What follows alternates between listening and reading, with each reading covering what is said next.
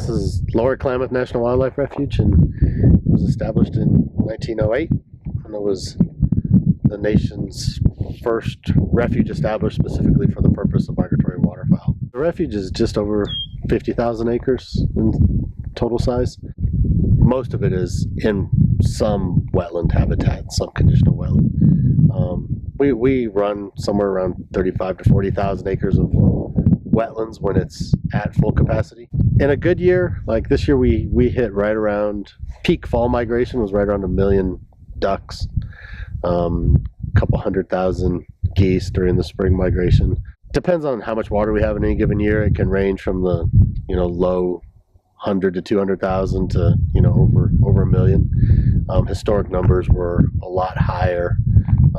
We've seen somewhat of a declining trend in waterfowl populations in the peaks of the migration, and that could be contributed to a lot of things, but we think the biggest thing is just we don't have the same wetland habitat that we had when the refuges in the 50s and 60s, when there was a lot of water on the landscape. So we can get water on this refuge from two locations. We can get it from the Tulelake side, and the water's pumped through Sheepy Ridge to the refuge, or it can come from the Klamath River through the 80 Canal. And in recent years, the majority of our water comes from the river, and we get, depending on the time of year, we get some water from the 80 Canal, or from D Plant through Tulelake, and that can be a significant amount if the Tulelake side's really wet, and if there's not a lot of water, then they don't send a lot of water to the hill. We're releasing a percentage of water on the refuge. So last year, even though we didn't have a great water year for the refuge, we had a better than we've had in a long time water year. So we were able to flood a lot of the wetlands up, and we were really aggressive this year in getting a lot of land irrigated for our cooperative farming program. So we have water on the landscape that's available to go back fairly quickly and fairly efficiently to the river, and we're hoping that can be used to help with the broader community issues we're dealing with right now.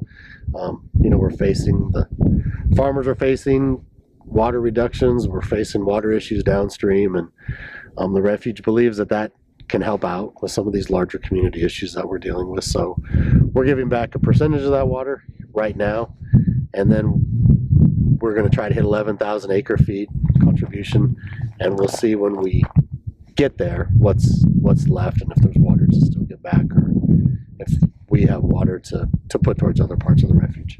When you manage wetlands, you're used to wet and dry cycles. Wetlands go through wet and dry cycles, so we're always planning for what the water year looks like.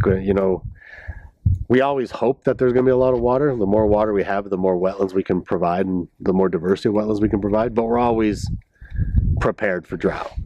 And so we go into these years with drought contingencies on how we're going to manage the limited water we're going to get.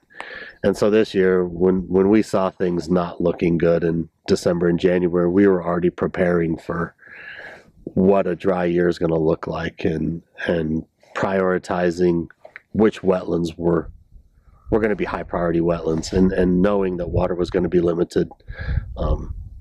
We've prioritized. We have the wetlands that we have to give all of our attention to, and the wetlands that we can step back and let go through a normal drought cycle and regenerate the soils and get those processes back.